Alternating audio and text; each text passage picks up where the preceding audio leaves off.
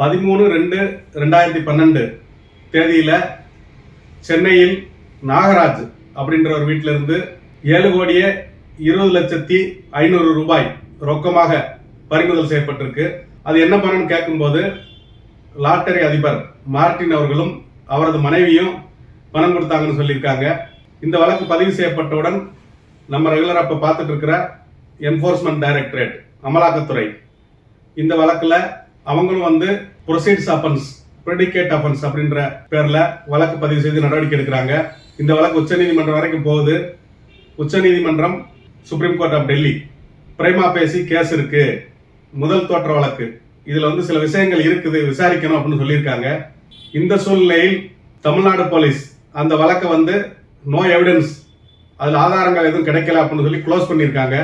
அதுல என்ன செய்யறாங்கன்னா 1/3/2012 தேதியில இவங்க இந்த நாகராஜ் ஒரு இடத்தை விற்கிறதுக்காக மார்டின் அண்டு அவருடைய மனைவிட்ட பணம் வாங்குற மாதிரி ஒரு பதிவு செய்யப்படாத அன்ரிஜிஸ்டர்ட் அக்ரிமெண்ட் கொடுக்குறாங்க. அதுக்கப்புறம் விசாரணையில அந்த ஸ்டாம்ப் பேப்பர் 9/3/2012 தான் விற்கப்பட்டிருக்கு. ஆனா இவங்க அதுக்கும் ஒரு 8 நாளைக்கு முன்னாடியே அக்ரிமெண்ட் போட்ட மாதிரி ஒரு ஃபால்ஸ் எவிடன்ஸ் கிரியேட் பண்ணிருக்காங்க. அதனால ஃபேப்ரிகேட்டிங் தி ஃபால்ஸ் எவிடன்ஸ் அப்படின்ற முறையில போலி ஆவணங்கள் தயார் செய்தல் அப்படின்ற முறையில் அந்த வழக்கு பதிவு செய்யப்பட்டது. இதை எதிர்த்து உச்சநீதிமன்றம் வரைக்கும் போகும்போது உச்சநீதிமன்றம் பிரேமா பேசி இருக்குன்னு சொல்லியிருக்காங்க. ஆனால் தமிழ்நாடு போலீஸ் இந்த வழக்கை க்ளோஸ் பண்ணிட்டாங்க. அதை எதிர்த்து அந்த க்ளோஸ் பண்ணி அந்த ரிப்போர்ட்டை சென்னை மெட்ரோபாலிட்டன் மேஜிஸ்ட்ரேட் கோர்ட்ல போலீஸ் அந்த க்ளோசர் ரிப்போர்ட்டை ஃபைல் பண்ணியிருக்காங்க.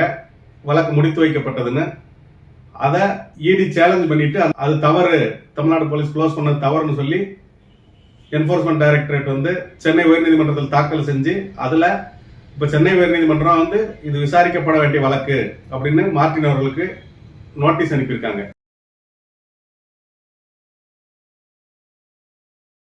இப்ப இந்த மார்டின் என்பவர் யார் அப்படின்றத நம்ம பார்ப்போம். அவர் என்ன பிசினஸ் பண்றாரு அப்படின்றத நம்ம கொஞ்சம் பார்க்கலாம். இந்த மார்டின் என்பவர் பர்மா நாட்டில் உள்ள யாங்கூன் அப்படின்ற ஊர்ல சின்ன வயசுல இருந்திருக்கிறாரு. அப்புறம் இந்தியாவுக்கு அகதியாக கோயம்புத்தூர்ல செட்டில் ஆயிருக்காரு. கோயம்புத்தூர்ல மளிகை கடையில வேலை பார்த்திருக்காரு. அப்புறம் லாட்டரி கடையில வேலை பார்த்திருக்கிறாரு. அப்படியே அந்த லாட்டரி தொழில தெரிஞ்சுக்கிறாரு. அப்புறம் ஒரு சின்ன லாட்டரி கடை வைக்கிறாரு காரமடையில.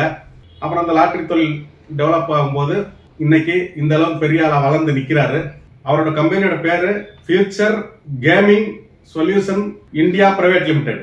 இதுல ஒரு 1000க்கும் மேற்பட்ட ஆட்கள் வேலை செய்யறாங்க. இந்தியா ஃபுல்லா 260க்கும் மேற்பட்ட ஸ்டாக்கிஸ்டுகள் இவங்களுக்கு இருக்காங்க. இவரு ஜெனீவால கோல்டு மெடல்லாம் வாங்கியிருக்காரு, நல்ல பிசினஸ் மேன். அமெரிக்கால சிறந்த லாட்டரி அதிபர் அப்படின்னு ஒரு அவார்டு வாங்கியிருக்காரு. அவருடைய மனைவி பெயர் லீமா ரோஸ்.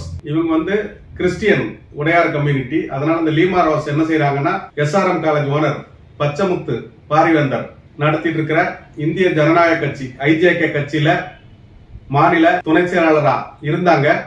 இப்ப அவங்க பிஜேபிக்கு மாறிட்டாங்க.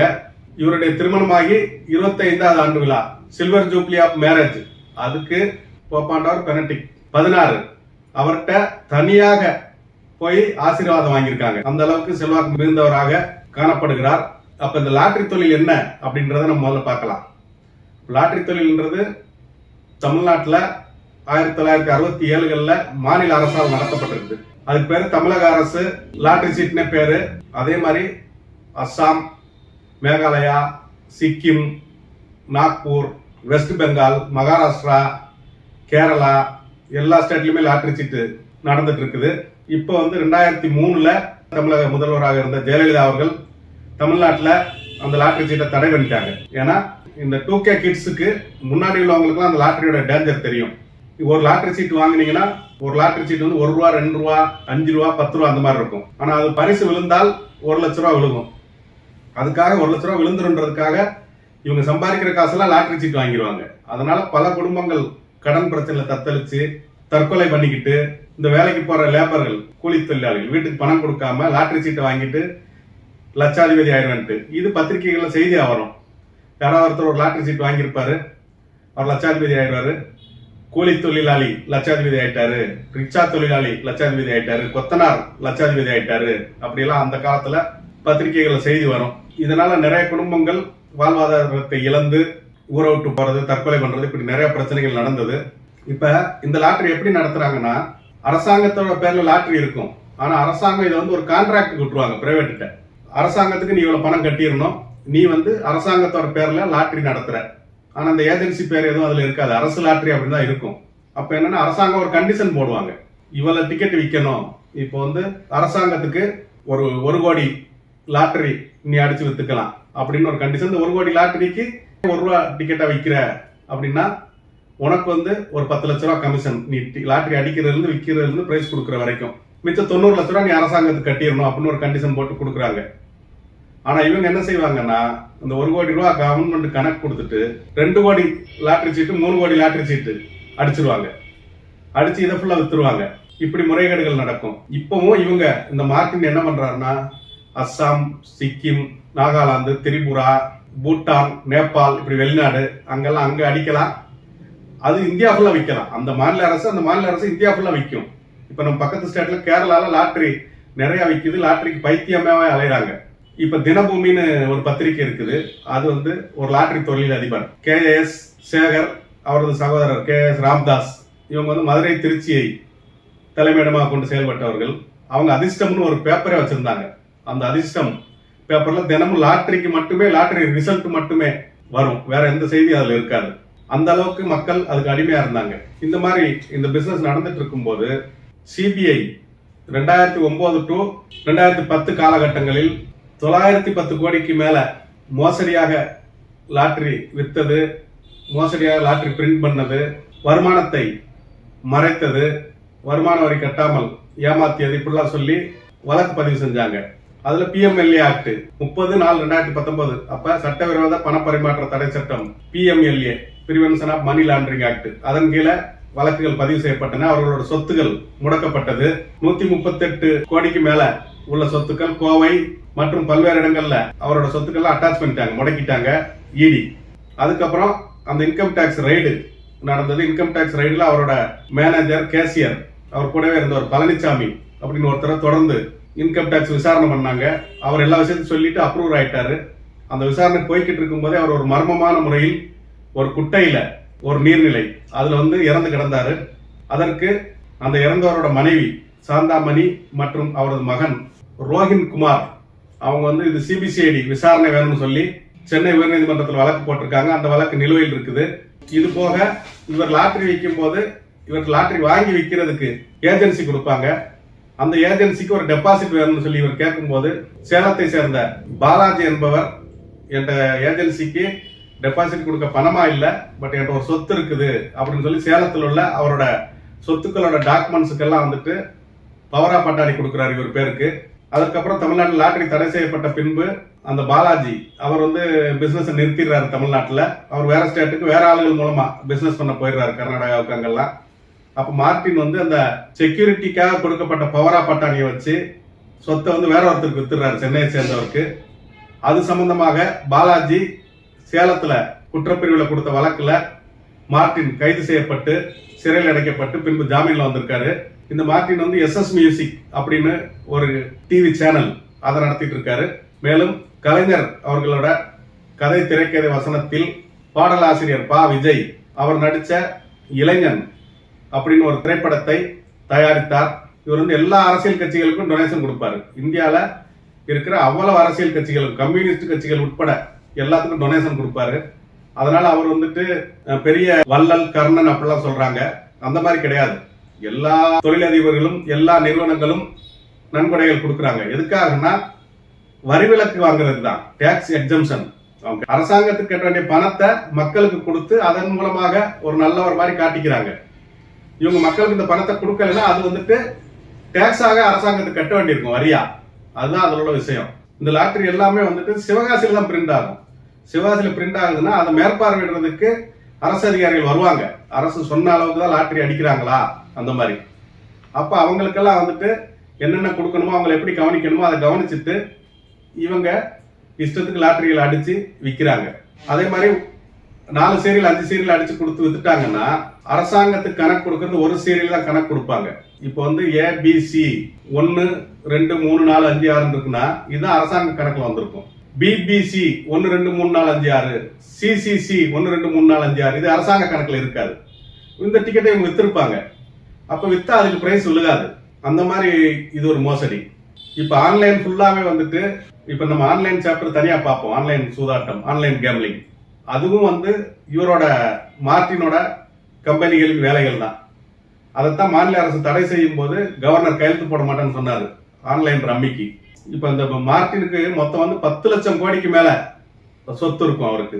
இந்த லாட்டரி வந்து தமிழ்நாட்டில் மட்டும்தான் தடை செய்யப்பட்டிருக்குது, மற்றும் சில மாநிலங்களில் தடை செய்யப்பட்டிருக்குது. ஆனா கேரளால இது தடை செய்யப்படவில்லை. அது மாதிரி தென்கிழக்கு மாநிலங்கள் ஃபுல்லா இந்த லாட்டரி விற்கலாம். தென்னிந்தியா ஃபுல்லா இந்த லாட்டரிகள் பெரிய அளவில் விற்பனை ஆகுது. அவலத்துக்கும் இவங்க பிரிண்டிங் பண்றது சிவகாசியில, அவல மாநில பேர்ல இவங்க பிரிண்ட் பண்ணி இவங்க வந்து இந்தியா ஃபுல்லா விற்கிறாங்க. மற்றும் வெளிநாடுகள்லயும் கூட இந்த லாட்டரி விற்கிறாங்க. இது கலர் கலரா டிசைனா பார்க்கவே அழகா இருக்கும். அதை பார்த்தாலே வாங்கணும் போல தோணும். அந்த மாதிரிலாம் இதுக்கு வந்துட்டு ஒரு அடிக்ட் ஆக்கி வச்சிடுறாங்க மக்களை. இதுல இன்னொன்னு என்னன்னா, daily lottery, weekly lottery, monthly lottery இப்படிலாம் இருக்கும். அதுபோல் சுரண்டல் லாட்டரி, அது இன்ஸ்டன்ட் லாட்டரின்னு இருக்கும். அந்த இன்ஸ்டன்ட் லாட்டரி, சுரண்டல் லாட்டரி வந்து அந்த நம்பர் இருக்கும், அதுக்கு மேல ஒரு பசை மாதிரி ஒட்டி இருக்கும். அதை நம்ம கையால சுரண்டிட்டு அதுக்கு ரிசல்ட் பேப்பர் பக்கத்திலே இருக்கும். உடனே இம்மிடியட்டா அதுக்கு பரிசு. அந்த மாதிரி சுரண்டல் லாட்டரி இருக்கும். இது போக பம்பர் பரிசு அப்படின்னு சொல்லி போடுவாங்க. பம்பர் பரிசு எப்படின்னா அந்தந்த மாநிலத்துக்கு ஏற்ற மாதிரி. இப்ப கேரளானா அந்த திருவோணம், மற்றபடி மீதி மாநிலங்கள்ல தீபாவளி, பொங்கல், புத்தாண்டு, நியூ இயர், இதுக்கெல்லாம் வந்துட்டு பம்பர் பரிசு. அது எப்படின்னா ஒரு முதல் பரிசோட தொகை வந்து 10 கோடி, 50 கோடி, 100 கோடி, 20 கோடி அப்படிலாம் கொடுப்பாங்க முதல் பரிசு. அப்ப டிக்கெட் விலை வந்து நார்மலா நம்ம பாக்குற டிக்கெட் ₹1 ஆரம்பிச்சிருக்கும், 10 ரூபா, 100 ரூபா, 50 ரூபா அந்த மாதிரி இருக்கும். இதெல்லாம் வந்துட்டு ஒரு டிக்கெட்டோட பம்பர் பரிசு அப்படின்னா எவ்வளவு கோடிகள் இருக்கோ அதை பொறுத்து ஒரு டிக்கெட் 100 ரூபா, 500 ரூபா, 1000 ரூபா இப்படிலாம் இருக்கும் அந்த பம்பர் பரிசுக்கு. இது சீசனல். அந்த திருவிழா காலங்கள்ல எல்லாம் வந்து அந்த மாதிரி பம்பர் பரிசுகள் கொடுக்குறாங்க. இவரோட பையன் பேரு சார்லஸ் மார்டின். அந்த சார்லஸ் மார்டினோட ஒய்ஃப் பேரு சிந்து சார்லஸ். இவங்க வந்து பிஜேபி கட்சியில மாநில அளவுல போஸ்டிங்ல இருக்காங்க. இன்னொரு பையன் டைசன், அவர் வேற ஒரு அரசியல் கட்சியில பொறுப்புல இருக்கிறாரு. அதே மாதிரி மார்டின் எப்பவுமே உலகம் ஃபுல்லா பிளைட்ல பறந்துகிட்டே இருப்பாரு. வேர்ல்டு ஃபுல்லா இவருக்கு பிசினஸ், உலகம் ஃபுல்லா பல்வேறு தொழில்கள். இப்ப ரியல் எஸ்டேட், சினிமா, கன்ஸ்ட்ரக்ஷன், இப்படி இன்னும் நிறைய தொழில்கள் பண்ணிட்டு இருக்காங்க. அதனால அவர் பிளைட்ல பறந்துகிட்டே இருக்கனால அவருக்கு ஃப்ரீக்வெண்ட் பிளையர் அப்படின்னு அனைத்து விமானங்களும் அவருக்கு வந்துட்டு நிறைய சலுகைகள் கொடுக்குது. சில நேரங்கள்ல அவர் புக் பண்ண உடனே வந்து டிக்கெட் கொடுக்கறது, இந்த மாதிரிலாம் விஷயங்கள் இருக்குது. எவ்வளவு ரஷ்ஷா இருந்தாலும் அவருக்கு டிக்கெட் அலாட் பண்ணிடுவாங்க. அது மாதிரி அவருக்கு நிறைய ஃப்ரீ டிக்கெட்லாம் கொடுப்பாங்க, நிறைய ஆஃபர்லாம் கொடுப்பாங்க. அந்த மாதிரி அவருக்கு சலுகைகள்லாம் விமானத்துல உலகம் ஃபுல்லா இருக்குது. அந்த அளவுக்கு அவர் வந்து பெரிய பிசினஸ் இதை பண்ணிட்டு இருக்கிறாரு. அதனால இவர் மேல வந்து வருமான வரித்துறை, இன்கம் டாக்ஸ், என்போர்ஸ்மெண்ட் டைரக்டரேட், அப்புறம் சிபிஐ, இப்படி பல்வேறு வழக்குகள் இருக்குது. இவர் மேல பல்வேறு சொத்துக்கள் முடக்கப்பட்டுள்ளது. அதே மாதிரி என்ன செய்வாங்கன்னா, லாட்டரி டிக்கெட்டை அளவுக்கு அதிகமாக 1 லட்சம் லாட்டரி அடிச்சு வித்தாலும் எந்த டிக்கெட்டுக்கு பிரைஸ் விழுகுமோ அந்த டிக்கெட்டை இவங்க எடுத்து வச்சுக்கிடுவாங்க. எடுத்து வச்சுட்டு தான் டிக்கெட் விற்பனைக்கே போகும். அப்புறம் பிரைஸ் விழுகும் போது எடுத்து வச்சிருக்கிறதுக்கு தான் பிரைஸே விழுகும். ஆனா இவங்க என்ன பண்ணுவாங்கன்னா, இவங்களே ஒரு ஆளை செட்டப் பண்ணி இவங்க கம்பெனியாலோ வேலையாலோ அல்லது இவங்களுக்கு தெரிஞ்சவங்களை வச்சு யாரோ ஒருத்தர் கூலிக்கு கூட்டிட்டு வந்து அவருக்கு அந்த பிரைஸ் விழுந்த மாதிரி அவர் பெருசா ப்ரொஜெக்ட் பண்ணிட்டு அவருக்கு ஏதோ ஒரு செலவு ரூபாய் கொடுத்து அனுப்பிடுவாங்க. ஒரு சில நேரங்கள் என்ன நடக்கும்னா, இவங்களை மீறி இவங்க கண்ட்ரோல் இல்லாம டிக்கெட்டுகள் போயிருச்சுன்னா ஒரே நம்பருக்கு 2 டிக்கெட்டு 3 டிக்கெட்லாம் பிரைஸ் விழுந்துரும். அப்போ ஒரு பிரைஸ் 1 லட்ச ரூபா ஃபர்ஸ்ட் பிரைஸ் அப்படின்னா அந்த ஒரு நம்பருக்கு தான் விழுகணும், ஒரே சீரியல் நம்பருக்கு. ஆனா 2-3 சீரியல் நம்பருக்கு கிடைச்சிரும். அப்ப இவங்க அதை அக்கௌண்ட்லயே காட்ட மாட்டாங்க. அந்த 3 சீரியல் காரனையும் கூப்பிட்டு பணத்தை கொடுத்துருவாங்க. யாராவது ஒருத்தனை மட்டும்தான் பிரைஸ் விழுந்த மாதிரி காட்டுவாங்க. 2 பேருக்கு எக்ஸ்ட்ரா பணத்தை கொடுத்து நீ வெளியே சொல்லாத அப்படின்னு. சின்ன தொகைகளுக்கு, பெரிய தொகையை இவங்க ஒழிச்சு வச்சிருவாங்க, இவங்க பினாமிகள் மூலமா பண்ணுவாங்க. சின்ன தொகைகளுக்கு 2-3 பேர் வந்துருவான் பிரைஸ் எடுத்துட்டு. அப்ப அது வந்து பணத்தை செட்டில் பண்ணிடுவாங்க. அவன் வெளியே சொல்லாம எக்ஸ்ட்ரா பணம் கொடுத்து முடிச்சிருவாங்க. இந்த மாதிரி பல்வேறு முறைகேடுகள் நடந்துட்டு இருக்குது. உங்களுக்கு பல்வேறு தகவல்கள் கிடைக்கும். நன்றி, வணக்கம்.